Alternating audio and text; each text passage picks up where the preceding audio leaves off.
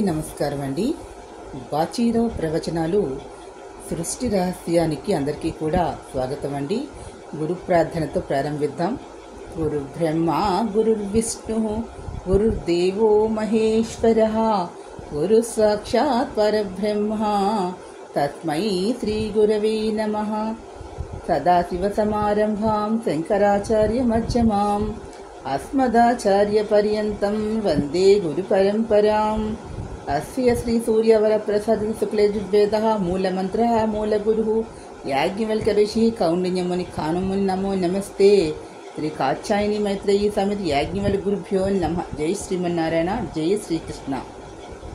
ఆది గురువైనటువంటి గురు దక్షిణామూర్తి పాదపద్మాలకి, జగద్గురులైనటువంటి శంకర భగవత్పాదుల వారి పాదపద్మాలకి, అదేవిధంగా శుక్లయజుర్వేదానికి మూల గురువులైనటువంటి కాత్యాయని మైత్రేయీ సమేత యాజ్ఞవల్క్య ఋషి పాదపద్మాలకి నమస్కారాలు తెలియజేసుకుంటూ, నాకు ఈ దేహాన్ని ప్రసాదించినటువంటి నా తండ్రికి, ఈ దేహంలో జీవాత్మను ప్రవేశపెట్టినటువంటి ఆ పరమాత్మైన శ్రీమన్నారాయణుడికి కూడా నమస్కారాలు తెలియజేసుకుంటూ, ఆ నారాయణుడికి ఇష్టమైనటువంటి జ్ఞానసభకు కూడా నమస్కారం తెలియజేసుకుంటూ ప్రవచనాలు బాచీరావు ప్రవచనాలు సృష్టి రహస్యాన్ని ప్రారంభిస్తూ ఉన్నాను. గురు దక్షిణామూర్తి వటవృక్షం కింద కూర్చొని ఒక ఉన్నతమైనటువంటి ఆసనంలో, అంటే అక్కడ సాలగ్రామం మీద కూర్చొని ఉన్నారు, మౌనంగా ఉన్నారు, ధ్యానం చేసుకుంటూ ఉన్నారు పరబ్రహ్మాన్ని. ఆ కింద వటవృక్షం కింద ఆయన సమీపంలో ఒక గడ్డి మీద, కింద కూర్చోకూడదు, గడ్డి బాగా ఉంది, ఆ గడ్డి మీద కూర్చొని ఉన్నారు ఈ వయస్సులో పెద్దవారైనటువంటి వృద్ధులైనటువంటి వారు, పండితోత్తములు, వేదము చదువుకున్నటువంటి వారు, సకల శాస్త్రములను అభ్యసించినటువంటి వారు. వీరందరూ కూడా ఈ లౌకికపరమైన జీవితంలో కుటుంబ పోషణ కోసమని, అంటే వాళ్ళందరూ గృహస్థాశ్రమ ధర్మంలోనూ ఉన్నారు, కొంతమంది వానప్రస్థ సన్యాసాశ్రమ ధర్మంలో కూడా ఉన్నారు. వారందరూ కూర్చొని ఉన్నారు, ఆ దక్షిణామూర్తిని ప్రశ్నిస్తూ ఉన్నారు. చెప్పాం కదా, ఆయన దగ్గర నుండి మనకి కాంతి తరంగాలలో శబ్ద తరంగాలు సమాధానాలు వస్తాయి, ఆయన మౌనంగా ఉంటారు అని మనం గతంలో చెప్పుకున్నాం. ఇక్కడ మళ్ళీ వారు ప్రశ్నిస్తూ ఉన్నారు. ప్రశ్నిస్తూ ఉన్నప్పుడు ఇక్కడ ఏమని ప్రశ్నిస్తున్నారు అంటే, వేదాంగమైనటువంటి జ్యోతిష్శాస్త్రం ఉన్నది కదా, ఈ వేదాంగం అయినటువంటి ఈ జ్యోతిష్శాస్త్రములో గ్రహములు అని ఉంటాయి.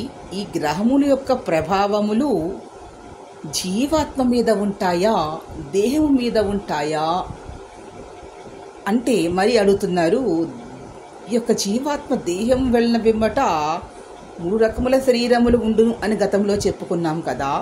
ఈ 3 రకముల విధములైనటువంటి శరీరముల మీద కూడా ఈ గ్రహముల ప్రభావం ఉంటాయా, ఊర్ధ్వలోక సంచారము చేస్తూ ఉన్నప్పుడు కూడా ఈ గ్రహముల యొక్క ప్రభావము ఆ యొక్క వేరొక దేహం మీద కూడా, అంటే ఈ పంచభూతాత్మకమైన దేహము కాకుండా తేజస్సు కలిగినటువంటి ఆ దేహము మీద కూడా ఉంటుందా అంటూ ప్రశ్నిస్తూ ఉన్నారు గురు దక్షిణామూర్తిని. అప్పుడు ఆయన నుండి సమాధానం వస్తూ ఉంది.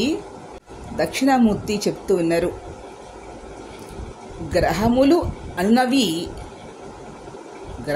అనునవి మానవుల మీద ప్రభావము చూపును, మానవ దేహము మీద ప్రభావము చూపును. అంటే గ్రహములు అనువి అంతరిక్షములో సంచరించును, అంటే ఈ భూలోకము ఏ విధముగా ఉందునో అదే విధముగా గ్రహములకు కూడా ఒకానొక లోకములు ఉంటాయి. అంటే చంద్రలోకములో చంద్రభగవానుడు అక్కడ ఒక రాజుగా ఉంటాడు, పరిపాలనా అధికారిగా ఉంటాడు.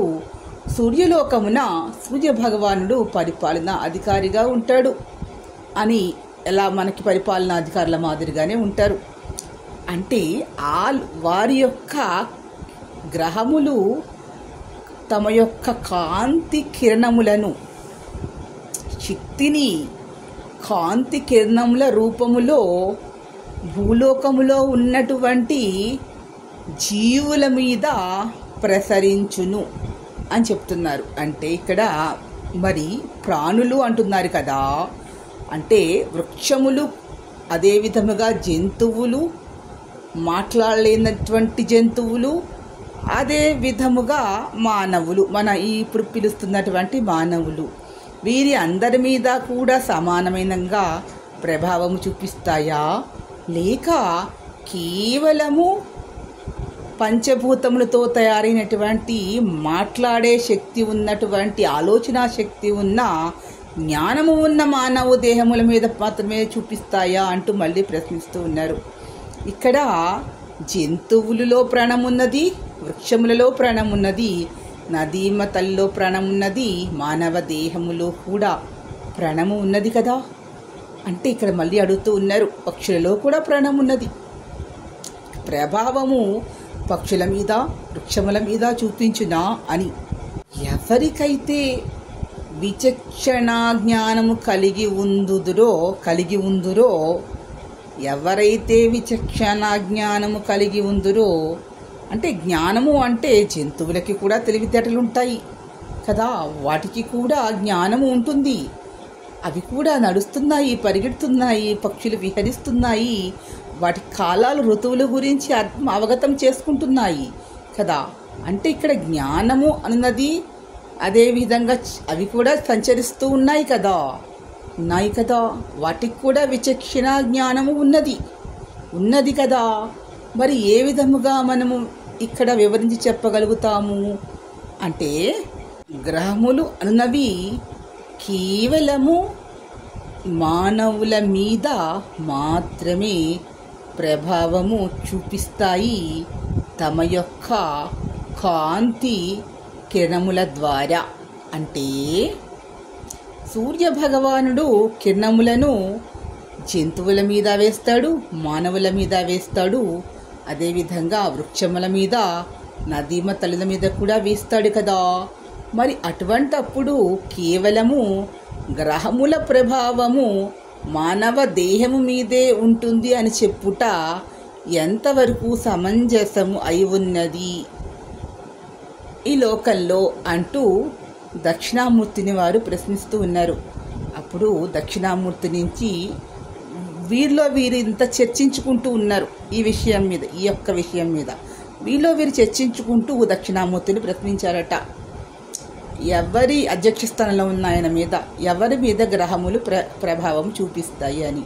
భూలోకములో ఉన్నటువంటి సమస్త జీవజాతులయందు కూడా గ్రహములు ప్రభావము చూపించును అని చెప్తున్నారు దక్షిణామూర్తికి సమాధానం. అంటే ఇక్కడ మనం నదీమ తల్లి ఉంది, నదులు కొంతకాలం ప్రవహించిన తర్వాత ఎండిపోతున్నాయి, మార్గాన్ని మార్చుకుంటూ ఉన్నాయి. అలా అని అన్ని నదులు ఒకే విధంగా ఉన్నాయా అంటే లేదు కదా. 12 సంవత్సరములకు ఒకసారి కొత్త నీరు ప్రవేశిస్తూ ఉంది. బృహస్పతి ఆ నదిలో ప్రవేశించడం వల్లనే దానికి పుష్కరం వచ్చినది అంటారు. అవునా కాదా? ఒక్కొక్క సంవత్సరం ఒక్కొక్క నది యందు ఈ పుష్కరునితో కూడి ఉంటాడు బృహస్పతి కూడా. ఆ నదిలో 12 రోజులు ఉంటాడు, జలప్రవేశము చేస్తాడు. అంటే గ్రహముల యొక్క ప్రభావము నదీమ తల్లిన మీద ఉంది కదా, బృహస్పతి కూడా గ్రహమే కదా. బృహస్పతి గ్రహము అనేది బృహస్పతి రాజ్యము, ఆ గ్రహానికి ఒక స్థానం ఉంటుంది కదా, ఒక లోకం, బృహస్పతి లోకము అంటారు. చంద్రలోకములాగా, బుధలోకంలా, గురులోకంలాగా, ప్రతి భూలోకములాగా భూదేవి భూలోకము అధిపతి భూదేవి ఏ విధంగా ఉందో భూధాత్రి ఆయా లోకాలకి ఆయా గ్రహాలు అనేటటువంటివి అధిపతులుగా ఉంటారు. వీరు భూలోకములో ఉన్నటువంటి జీవుల యందు అంటే జంతువుల యందు కూడా ప్రభావం ఉంటుంది. ఎందువల్ల అంటే అవి కొంతకాలము జీవిస్తున్నాయి. కొన్ని జంతువులు చాలా ఆనందంగా ఉంటాయి, కొన్ని రోగాల బారిన పడతాయి, కొన్నింటికి ఆహారం బాగా దొరుకుతుంది. కొంతమంది కొన్ని జంతువులని పెంచుకుంటారు. కుక్కలు ఉన్నాయి, కొంతమంది ఆ కుక్కలకి ఎంతో గొప్పగా చూసుకుంటారు, మంచి ఆహారాన్ని అందిస్తూ ఎంతో ప్రేమగా. కొన్ని కుక్కలు ఉంటాయి శునకములు, అవి రోడ్డు మీద తిరుగుతూ ఉంటాయి, వాటికి ఎవరు ఆహారం అందించరు. కొన్ని ఆవులు ఉంటాయి, వాటిని ఎంతో పోషణ చేస్తారు, కొన్ని ఆవులకి పోషణ ఉండదు. కొన్ని జంతువులని కొంతమంది తమో గుణం కలిగినటువంటి వారు ఆహారంగా కూడా స్వీకరిస్తూ ఉంటారు. కొన్ని చాలా సంతోషంగా కొంతకాలం జీవిస్తూ ఉంటాయి. ఇలా ఇవన్నీ ఏ విధంగా జరుగుతూ ఉంది? గ్రహముల యొక్క ప్రభావం, అందులో కూడా జీవాత్మ ఉంటుంది. ఆ జీవాత్మ మీద ఆ యొక్క జీవి, ఆ ఆవు మేక ఏదైనా జన్మ సమయం అని ఉంటుంది కదా, అవి జన్మించే సమయము ఆధారంగా వాటి మీద యొక్క గ్రహ ప్రభావములు ఉంటాయి. కాబట్టి కొన్ని జంతువులు ఎంతో భోగంగా అన్ని రకములైన మానవులతో సమానంగా జీవితాన్ని అనుభవిస్తూ ఉంటాయి. ఇదంతా కూడా ఇదియే మాయా, ఇదియే సృష్టి రహస్యము అని చెప్తూ ఉన్నారు. అంటే మానవ లోకంలో అన్నింటి మీద కూడా గ్రహముల ప్రభావము ఉంటుంది. చలనము కలిగి ఉన్న అంటే ఇక్కడ అహల్యాదేవి రాయిగా మారింది. అయితే రాయికి కూడా ఎంతకాలం ఉంది, కొంతకాలం తర్వాత మరియు ఆమె స్త్రీగా మారింది. అంటే గ్రహము యొక్క ప్రభావము అన్నది ఆమెకి ఎంతకాలము కర్మ ఉన్నదో అంతకాలం ఆమె రాయిగా మారింది, పాషాణముగా తిరిగి మానవ రూపము ధరించినది. అంటే శిల ఉంది, కొన్ని శిలలు ఉన్నాయి, అవి దేవతా స్వరూపాలుగా మారుతాయి, కొన్ని జంతువులుగా రకరకాల, కొన్ని శిలలకి పూజార్హత లభిస్తుంది కదా. శిలని దేవతా స్వరూపంతో చెక్కుతారు, చెక్కిన తర్వాత దాని పూజార్హత లభిస్తుంది. కొన్ని చెక్కలుంటాయి, పూజార్హత లభిస్తుంది. అంటే పూజలు అందుకుంటూ ఉన్నాయి, పుష్పాల కిందతో కొన్ని నగలు ధరించి ఉంటాయి. ఇవన్నీ అన్ని శిలలే కదా. అంటే అక్కడ కూడా కొన్ని శిలలకి ఆ గ్రహ ప్రభావాలు ఉంటాయి. ఎలా ఉంటాయి అంటే ఆ గ్రహములు ఆ లోకము నుండి తమ శక్తిని కాంతి కిరణాల రూపంలో ప్రసరిస్తే అన్నింటి మీద కూడా ఇక్కడ వాటి యొక్క తత్వముల గ్రహతత్వముల ఆధారంగా గ్రహములు కూడా సత్వగుణము, రజోగుణము, తమో గుణము కలిగి ఉన్న గ్రహములు ఉంటాయి. ఆ గ్రహములు కూడా చూపులు ఉంటాయి, దృష్టి కొన్ని సంతోషంగా, కొన్ని క్రోధంగా, కొన్ని సామాన్యంగా చూస్తూ ఉంటాయి. ఆ గ్రహము యొక్క చూపులను బట్టి వాటికి ఆయా గౌరవాలు, అగౌరవాలు, సంతోషాలు, ఆనందాలు ఆ గ్రహ ప్రభావం వల్ల లభించును. ఇదియే పరమ సత్యము, ఇదియే సృష్టి రహస్యము. కొన్ని పుష్పములు ఉంటాయి, కొన్ని మొక్కలు పుష్పాలను బాగా పూస్తాయి, కొన్ని మొక్కలు పెద్దగా ఎదుగుతాయి కానీ కొన్ని చిన్నగా పూస్తూ ఉంటాయి. ఏమిటి చిన్న మొక్క బాగా పూలు పూస్తుంది, ఇంత పెద్ద మొక్క అయినా పూయటం లేదే అని. అంటే అక్కడ కూడా గ్రహ ప్రభావములు ఆ విత్తనము నాటిన దినము ఆధారంగా తీసుకుని జీవం ఎప్పుడైతే పోసుకుంటుందో అప్పుడు ఆధారంగా ఆ లగ్న నవాంశ చక్రాన్ని బట్టి ఆ యొక్క గ్రహస్థితులను బట్టి దాని జన్మకి కారణమైనటువంటి అది భూమి మీదకి వచ్చినటువంటి గ్రహస్థితిని ఆధారంగా చేసుకొని వాటి మీద కూడా ప్రభావం ఉంటుంది. కేవలం మానవుల మీద ఉన్నది వట్టి భ్రమ. ఈ గ్రహములకి సంబంధించిన విషయములలో 12 చక్రములు ఉంటాయి. 9 గ్రహములు 12 చక్రములలో సంచారము చేస్తూ ఉంటాయి. గోచారంలో 27 నక్షత్రములలో కూడా ఇదియే పరమసత్యము, ఇదియే సృష్టి రహస్యము అని చెప్తూ ఉన్నారు. అప్పుడు మరీ ప్రశ్నిస్తూ ఉన్నారు, జ్యోతిష్ శాస్త్రం అన్నది వేదాంగము. ఇది వేదాంగము అనగా పరమసత్యమైనటువంటిదే, చెప్పిన విషయములు పరమసత్యములు అయి ఉన్నవి. కానీ మళ్ళీ అడుగుతూ ఉన్నారు, ఇవి ఏ అంశముల యందు మానవులకు తెలుపుతాయి అని. అంటే గ్రహములు అన్నవి మరణము ముందర మరణ అనంతరము కూడా, అంటే జీవము ఉన్నది, జీవము దేహముని వదిలిన పిమ్మట కూడా ప్రభావము చూపుతాయా అంటే ఒక వ్యక్తి యొక్క జీవాత్మ దేహమును ఎప్పుడు వెడలిపోవునో, ఎప్పుడు అగ్ని సంస్కారము పొందునో, ఏ దేహములు పొందునో, ఊర్ధ్వలోకముల ఏ విధముగా ఎంతకాలము సంచరించునో, తిరిగి మరియు భూలోకమునకు ఎప్పుడు వచ్చునో అన్ని విషయములు కూడా కూలంకషముగా జ్యోతిష్ శాస్త్రమున చెప్పబడి ఉన్నది అని చెప్తున్నారు గురు దక్షిణామూర్తి నుంచి సమాధానం. అంటే అక్కడ దానిని అధ్యయనము చేసి పరిపూర్ణ జ్ఞానవంతముతో దైవకృపతో తెలుసుకున్నటువంటి వారు ఖచ్చితమైనటువంటి ఫలితములను ఇచ్చువారిగా ఉంటారు. అంటే శాస్త్రము గొప్పది, ఫలితములు చెప్పువారు జ్ఞాన స్థాయిని బట్టి శాస్త్ర ఫలితములు ఆధారపడి ఉంటాయి అని చెప్తున్నారు దక్షిణామూర్తి నుంచి వచ్చినటువంటి సమాధానం. మళ్ళీ వీరు అడుగుతూ ఉన్నారు, అంటే జీవాత్మ దేహము వెడలిపోవు సమయమును చెప్పుట బహు కష్టము కదా, మరియు శాస్త్రము ఏ విధంగా చెప్పును అన్నప్పుడు అష్టమ స్థానము, అష్టమ భావము అన్నది ఒక ప్రాణికి, అంటే ఇక్కడ మానవుడి కాదు, సకల చరాచర సృష్టిలో ఉన్నటువంటి ప్రాణులకి అన్నింటి యందు జీవము ఉన్నది కదా.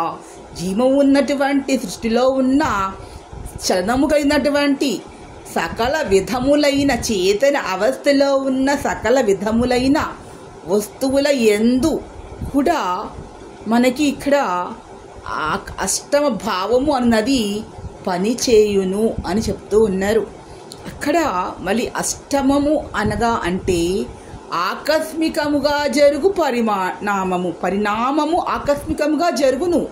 అది అష్టమ భావం యొక్క స్థితి అంటూ శాస్త్రము అన్నది మానవ దేహము అంటే ప్రాణ జీవాత్మకు సంబంధించినటువంటి ఏదో ఒక దేహమును ఆక్రమించి ఉంటుంది కదా. అది మానవ దేహమా, వృక్షదేహమా, జంతు దేహమా అని కాదు. అక్కడ ఉన్నటువంటిది ఏమి జీవము ఉన్నటువంటిది అంటే ప్రాణి అని చెప్పవచ్చు. అంతే కదా, జీవము ఉన్నది ప్రాణి. అది ఏ దేహమైనా కానీ ప్రాణి అంటారు. సకల ప్రాణుల యందు కూడా ఈ భావము పనిచేయును. కొన్ని వృక్షములు ఎండిపోతూ ఉంటాయి, కొన్ని ఎక్కువ కాలం ఉంటాయి. ఎలా ఉన్నాయి అంటే వాటికి బీజము ఏర్పడు సమయం అనేది ఒకటి ఉంటుంది. ఆ సమయ లగ్నము ఆధారంగా ఆ యొక్క వేసినటువంటి ఆ విత్తనము ఎంత కాలము ఉంటుంది అన్నది నిర్ధారణ చేయబడుతుంది జ్యోతిష్ శాస్త్రము ఆధారముగా అని చెప్తున్నారు ఇక్కడ గురుదక్షిణామూర్తి. ఇంకా ప్రశ్నిస్తూ ఉన్నారు, ఎవరిని శాస్త్రజ్ఞుడు అంటారు, ఎవరిని సృష్టికర్త అంటారు అని మళ్ళీ ప్రశ్నిస్తూ ఉన్నారట. అంటే శాస్త్రము తెలుసున్నటువంటి వ్యక్తి, శాస్త్రము చదువుకున్నటువంటి వ్యక్తిని శాస్త్రజ్ఞుడు అంటారు. శాస్త్రజ్ఞుడు కేవలము ఈహలోకంలో అంటే ఈ లోకంలో భుక్తి కోసము, తన కోసము, తన పరివారం యొక్క పోషణ భుక్తి కోసము అతను పనిచేస్తాడు. కానీ సృష్టికర్త అనువాడు ఇటువంటి వాటికన్నిటికీ అతీతంగా ఉంటాడు. అంటే తనది అనుభావము ఉండదు. తనది అనే భావము లేకుండా సమభావాన్ని కలిగి ఉంటాడు. అదే సృష్టికర్త యొక్క గొప్పతనము. అదే మాయా, అదే మోహము, అదే సృష్టికర్త యొక్క తత్వము అని చెప్తున్నారు. అంటే సృష్టికర్తలు చాలామంది ఉంటారు ఈ లోకంలో. చాలామంది మేము తయారు చేసాము, సృష్టికర్తలము అని మాట్లాడుతూ ఉంటారు కదా. చిన్న చిన్న వస్తువులు తయారు చేస్తూ అది అతను ఏదో గొప్ప విజయం సాధించాడని భావన కలిగి ఉంటారు. ఇక్కడ వీరు దక్షిణామూర్తిని ప్రశ్నిస్తూ ఉన్నారు. ఒక శాస్త్రజ్ఞుడు, ఒక వైద్యుడు తాను గొప్పవాడిని అని భావనతో ఉంటాడు. కానీ ఇక్కడ సృష్టికర్తలు అనువారు ఎంతమంది ఉన్నారు అను ప్రశ్నిస్తూ మళ్ళీ ఇక్కడ సృష్టికర్తల్లో ఉన్నటువంటి రకాలు ఏమిటి, సృష్టికర్త ఏ తత్వంతో విరాజిల్లుతూ ఉంటాడు, అతను ఎక్కడ నివాసము ఉంటాడు అంటూ ప్రశ్నించారు దక్షిణామూర్తి. అప్పుడు దక్షిణామూర్తి చెప్తున్నారు, సృష్టికర్త ఎక్కడ నివాసము ఉంటాడు, అతను ఎవరు అను తెలుసుకొనుట బహు కష్టము. ఎవరికి వారు ధ్యాన మార్గము ద్వారా దాన్ని తెలుసుకొనవలెను. అంటే ఎవరికి వారు తెలుసుకొనవలెను అంటున్నారు. అంటే జ్ఞానోదయము కలిగినది అనుగా సృష్టికర్త యొక్క తత్వమును తెలుసుకున్నాడు అని అర్థము. అంటే నీ గురించి నీవు తెలుసుకున్నచో సృష్టికర్త గురించి తెలుసుకునుట బహు సులభము అని చెప్తున్నారు. నీ గురించి తెలుసుకో అని చెప్పారు. వాళ్ళు అంటున్నారు, మాకు అంత జ్ఞానము లేదు, మేము తల్లిదండ్రులకు జన్మించినాము అను విషయం మాత్రమే మాకు తెలియదు అంటూ వాళ్ళు మళ్ళీ తిరిగి మీరే ఆ విషయాన్ని మాకు అర్థమయ్యే విధంగా తెలియజెప్పండి అంటూ మళ్ళీ వేడుకుంటూ ఉన్నారు గురు దక్షిణామూర్తిని. అప్పుడు దక్షిణామూర్తి నుంచి సమాధానం వస్తోంది. సృష్టికర్తలు 2 రకాలుగా ఉన్నారు. అంటే దేహము సృష్టికర్త వేరు, జీవాత్మ సృష్టికర్త వేరు. ఇద్దరు సృష్టికర్తలు ఉన్నారు. ఒకరు దేహము సృష్టికర్త, మరొకరు జీవాత్మ సృష్టికర్త. ఇప్పుడు జీవాత్మ సృష్టికర్త గొప్పవాడా, దేహము సృష్టికర్త గొప్పవాడా అంటే జీవాత్మ సృష్టికర్త పరబ్రహ్మము అని చెప్తున్నారు. జీవాత్మ సృష్టికర్త పరబ్రహ్మమట, దేహము యొక్క సృష్టికర్త బ్రహ్మమట. అంటే అది పరబ్రహ్మము, ఇది బ్రహ్మము అంటున్నారు. ఇక్కడ చెప్తున్నారు పరబ్రహ్మము జీవాత్మ సృష్టికర్త, దేహం యొక్క సృష్టికర్త ఈ బ్రహ్మ అని పిలుస్తున్నారే ఆయన. మరి సృష్టిస్తున్నారు కదా, మరి లయకారుడు ఎవరు అని మళ్ళీ ప్రశ్నిస్తూ ఉన్నారు. లయకారత్వము ఎవరు అంటే దేహము యొక్క లయకారుడు రుద్రుడు అని పిలువబడుతూ ఉంటాడే. మరి జీవాత్మ యొక్క లయకారుడు ఎవరు? జీవాత్మ యొక్క లయాన్ని చేసేటటువంటి వాడు ఎవరు? పరమేశ్వరుడు. అంటే సదాశివుడు అంటున్నారు. పరమేశ్వరుడు అంటే పరమనారాయణుడు, పరమాత్మ జీవాత్మ సృష్టికర్త. జీవాత్మకి లయాన్ని చేసేవాడు పరమేశ్వరుడు. మరి ఈ యొక్క దేహమును సృష్టికర్త ఎవరు? బ్రహ్మ. మరి లయకారుడు ఎవరు? రుద్రుడు. అంటే ఈ దేహానికి రుద్రుడు. మరి జీవాత్మకి ఎవరై ఉన్నాడు? పరమేశ్వరుడు, సదాశివుడు అయి ఉన్నాడు అని చెప్తూ ఉన్నారు ఇక్కడ. దేహము అనేది పంచభూతములతో తయారైనటువంటి దేహము అనేది నశించిపోవును, తిరిగి పంచభూతములో కలిసిపోవును. మరి జీవాత్మ ఏ విధంగా వస్తుంది అంటే జీవాత్మ ఈ పంచభూతాలతో తయారవ్వలేదు. వేరొకమైనటువంటి కాంతి తరంగాలతో తయారైనటువంటి ఉన్నటువంటి ఒక దేహంతో ఉన్నటువంటిది. కాంతి తరంగాలు, వాటిని మనం చూడలేనటువంటిది, అత్యధికమైనటువంటి శక్తి కలిగి తేజస్సు కలిగినటువంటిది.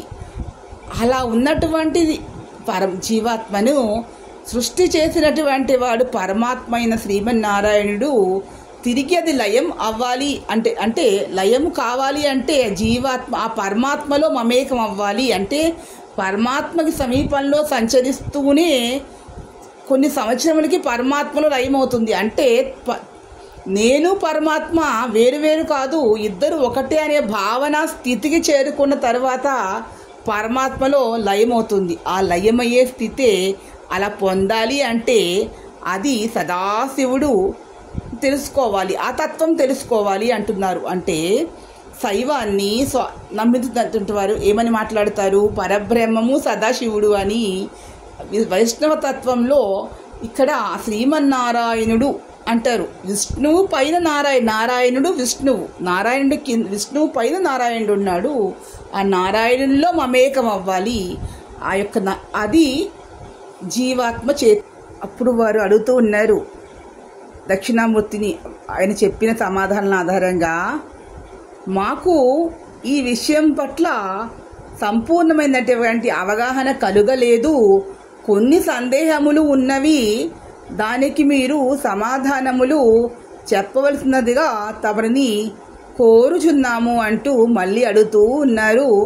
గురుదక్షిణామూర్తిని, అధ్యక్ష స్థానంలో ఉన్నటువంటి ఆ గురుదక్షిణామూర్తిని ఈ పండితులైనటువంటి వారు. ఈ వీడియో మీకు నచ్చినట్లయితే ప్లీజ్ సబ్స్క్రైబ్ మై ఛానల్. మరిన్ని కొత్త వీడియోతో ముందుకు వస్తాను. Thank you to all. Comment బాక్స్లో కామెంట్స్ తెలియజేయండి.